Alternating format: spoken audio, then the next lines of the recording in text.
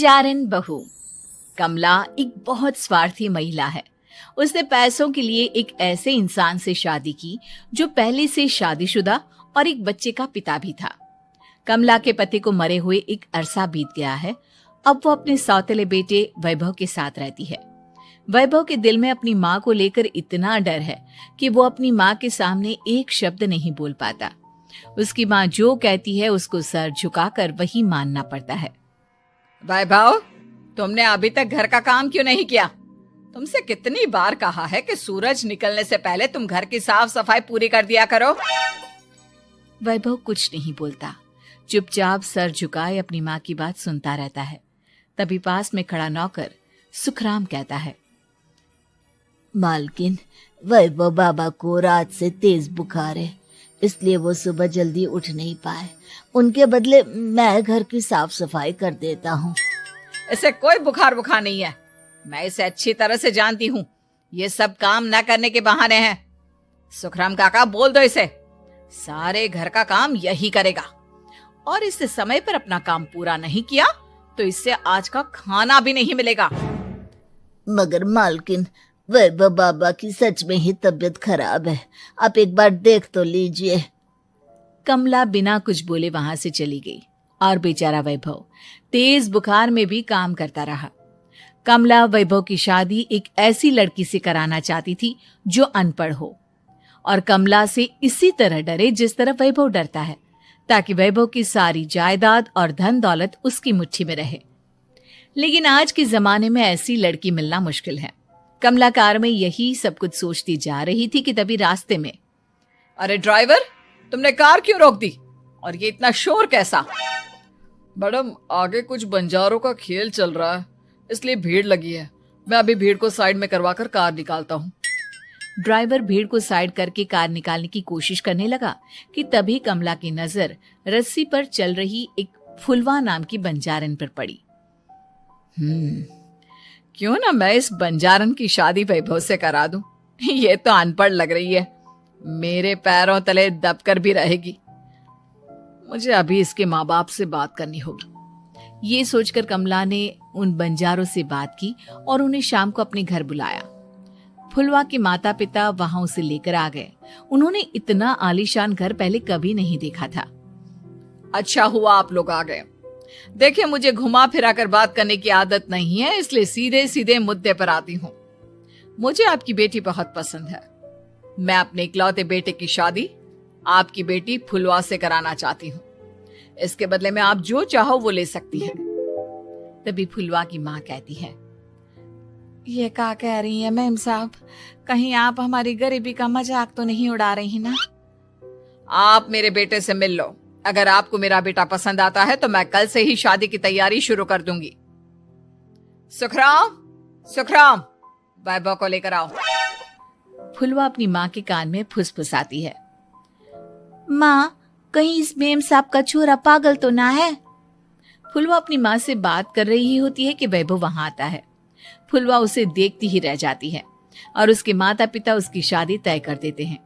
शादी वाले दिन किसी को फुलवा और वैभव की बेमेल विवाह की बात समझ में नहीं आती। फिर भी एक औरत कमला से पूछ ही लेती है, कमला जी, आपने अपने इकलौते बेटे की शादी देहाती गवार से क्यों करा दी? ये बंजारन आपके घर की बहू बनने लायक तो नहीं है। कम से कम अपने स्टेटस का ही ख्याल कर लिया होता। बहू तो अपने टक्कर की लाती, आपने तो बंजारन को ही बहू बना लिया। अब कमला को समझ में नहीं आ रहा था कि इस बात का क्या जवाब दे। वो कुछ देर चुप रही और सोच समझ कर कहती है, बहन जी, आपको तो पता है आजकल के बच्चे किसी की बात कहाँ सुनते हैं। मैं तो अपनी बहू एक पढ़ी लिखी और अपनी सोसाइटी की ही ढूंढ रही थी। लेकिन मेरे बेटे ने मेरे सामने इस बंजारन को लाकर खड़ा कर दिया। बोला कि मैं शादी करूंगा तो इसी से। अब भला मैं क्या करती, मुझे अपने बेटे के सामने झुकना ही पड़ा। कमला की ये बातें सुखराम भी सुन रहा था। उसने ये सारी बातें वैभव को जाकर बता दी। काका, मैं तो फुलवा को जानता भी नहीं, फिर माँ मेरे बारे में झूठ क्यों कह रही है? अरे बेटा, तुम कितने भोले हो, तुम्हें कुछ भी नहीं पता। तुम्हारे पिता अपनी सारी संपत्ति तुम्हारे नाम करके गए हैं।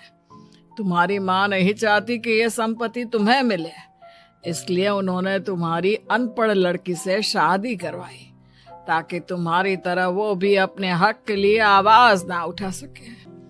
सुखराम काका, मैं क्या करूं, आप ही बताओ। माँ के सामने आते ही मेरे हाथ पैर कांपने लगते हैं। मैं माँ को कुछ भी नहीं कह पाता। वे दोनों बात कर ही रहे थे कि अचानक कमला वहां आ गई। कमला को देखकर दोनों घबरा गए। तुम दोनों फिर कभी बातें कर लेना, अभी फेरों का समय हो गया है, चलो जल्दी आओ। इस तरह फुलवा और वैभव की शादी हो गई। अगले दिन कमला ने फुलवा को बुलाया और उसे नसीहत देने लगी। देख बंजारन, तुझे मैंने अपनी बहू बना तो लिया है, लेकिन तुझे इस घर में आंख कान मुंह बंद करके रहना होगा। घर का काम कर और अपने पति से मतलब रख, समझी? कमला का ऐसा रवैया फुलवा को बिल्कुल समझ में नहीं आया। उसने वैभव से इस बारे में बात की। सुनिए ना, माँ जी ने जिस तरह मुझसे बात की मुझे अच्छा नहीं लगा। शादी से पहले तो वो मुझसे बहुत अच्छे से बात कर रही थी, लेकिन शादी के बाद उन्हें क्या हो गया? तुम ज्यादा मत सोचो, जैसा माँ कहती है वैसा ही करो। ये कहकर वैभव वहां से चला गया। अगले दिन वैभव को घर के नौकरों की तरह काम करता देख फुलवा को बहुत हैरानी हुई। फुलवा ने इस बारे में सुखराम काका से बात की तो सुखराम काका ने फुलवा को सारी बात बता दी। अब फुलवा को समझ में आ गया कि उसकी सास ने एक बंजारन को बहू क्यों बनाया। एक दिन वैभव घर का काम कर रहा था, तभी उससे कांच की प्लेट टूट गई। किसने गिराई ये कांच की प्लेट? वैभव को वहां खड़ा देख कमला ने छड़ी से उसे मारना शुरू कर दिया। उसके पैर में कांच चुभ गया और खून बहने लगा, लेकिन फिर भी कमला उसे मारे जा रही थी। ये देखकर फुलवा ने कमला के हाथ से छड़ी छीन ली और तोड़कर फेंक दी। बंजारन, तेरी इतनी हिम्मत, तूने मेरे हाथ से छड़ी छीनी? कमला फुलवा को थप्पड़ मारने ही वाली थी कि फुलवा उसका हाथ पकड़ लेती है। ओ सस माँ, मैंने मॉम की गुड़िया ना समझ लियो। बंजारन हो बंजारन, ईंट का जवाब पत्थर से देना जानती हूँ। आज के बाद मेरे या वैभव जी के ऊपर हाथ उठाने की सोचियो भी ना, समझी ससु माँ? ये कहकर फुलवा वैभव को लेकर वहां से चली गई। उसने वैभव के पैर पर पट्टी बांधी, उसके आंसू पोंछे। वैभव ने पहली बार किसी के दिल में अपने लिए इतना प्यार महसूस किया। अब फुलवा वैभव का हर काम में हाथ बटाती, उसका बहुत ख्याल रखती। इस तरह दोनों बहुत ज्यादा नजदीक आ गए। वहीं दूसरी ओर कमला सारी जायदाद अपने नाम करने की साजिश करने लगी। और एक दिन, वैभव, वैभव, जल्दी बाहर आओ। कमला की आवाज सुनकर वैभव और फुलवा अपने कमरे से बाहर आ गए। जी माँ, आपने बुलाया? ये ले, इन कागजों पर साइन कर दे। वैभव कागजों पर साइन करने ही वाला था कि फुलवा वैभव के हाथ से पेन छीनकर कहती है, ना वैभव जी, आप इस पर हस्ताक्षर नहीं करेंगे। आओ बंजारन, मैं तुझसे बात नहीं कर रही। ये बात मेरे और मेरे बेटे के बीच की है। चुपचाप पेन दे दे, नहीं तो तेरी खाल उधेड़ लूंगी। ससु माँ, बंजारन की खाल इतनी भी ढीली ना होवे कि कोई भी उधेड़ लेवे। जो यकीन ना आता हो तो देख ले उतार के। और हाँ, बंजारन जरूर हूँ पर अनपढ़ ना हूँ। मन भी पता है कि किसी भी कागज पर साइन करने से पहले उसे अच्छी तरह पढ़ लेवे हैं। पेन देती है या नहीं? ये कहकर कमला फुलवा को मारने आई तो फुलवा ने कमला को धक्का दे दिया और वो नीचे गिर गई। कमला डरकर वहां से भाग गई। अब फुलवा ने वो कागज उठाए और वैभव के साथ सीधा वकील के पास चली गई। वकील ने वो कागज देखी और फुलवा को बताया, वैभव के पिता की सारी जायदाद और संपत्ति वैभव के नाम है, लेकिन वैभव की सौतेली माँ इस संपत्ति को अपने नाम कराना चाहती है, इसलिए इन कागजों पर वो साइन करा रही थी। तो अब हमें क्या करना चाहिए वकील साहब? वकील ने फुलवा और वैभव को सब कुछ अच्छी तरह से समझा दिया। अब दोनों घर पर पुलिस को लेकर पहुंचे।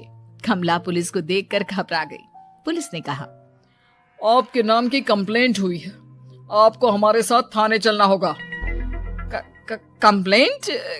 कैसे कंप्लेंट? आप अपने सौतेले बेटे पर बहुत अत्याचार करती हो, धोखे से सारी जायदाद अपने नाम करा रही थी। अब नहीं इंस्पेक्टर साहब, जरूर ये मेरी बहू की कोई साजिश है, इसने गलत कंप्लेंट की है। मैडम, शिकायत आपकी बहू ने नहीं बल्कि आपके बेटे वैभव ने की है। कमला वैभव का नाम सुनकर दंग रह गई। जिस बेटे ने कभी उसके सामने सर नहीं उठाया था, आज वही बेटा उसके सामने पुलिस को लिए आया है। वैभव, तुम्हारी इतनी हिम्मत कि तुम पुलिस को ले आए? हाँ माँ, मैं लाया हूँ पुलिस को, और मेरे अंदर इतनी हिम्मत कभी ना आती अगर फुलवा मेरा साथ ना देती। आपने बंजारन बहू को लाकर अपने ही पैर पर कुल्हाड़ी मारी है माँ। मैडम, अब की बात खत्म हो गई हो तो चलो हमारे साथ। वैभव, मुझे माफ कर दो, मुझे थाने मत भेजो। आज के बाद मैं तुम्हें कभी नहीं मारूंगी, तुम्हें कभी परेशान नहीं करूंगी, मुझे माफ कर दो। वैभव अपनी कंप्लेंट वापस ले लेता है और पुलिस वहां से चली जाती है। वैभव अपनी सौतेली माँ से कहता है, मैंने पुलिस को वापस तो भेज दिया है, लेकिन मैं आपको माफ नहीं कर सकता। आपने बचपन से आज तक कभी मेरे सर पर हाथ नहीं रखा, हमेशा मुझे मारती रही, नौकरों की तरह बर्ताव करती रही। आप इस घर में नहीं रह सकती, चली जाइए यहां से। कमला घर छोड़कर चली गई और सड़क किनारे खड़ी होकर सोचने लगी, काश मैंने वैभव को माँ की तरह प्यार किया होता तो आज मैं इस तरह से बेसहारा ना हो जाती।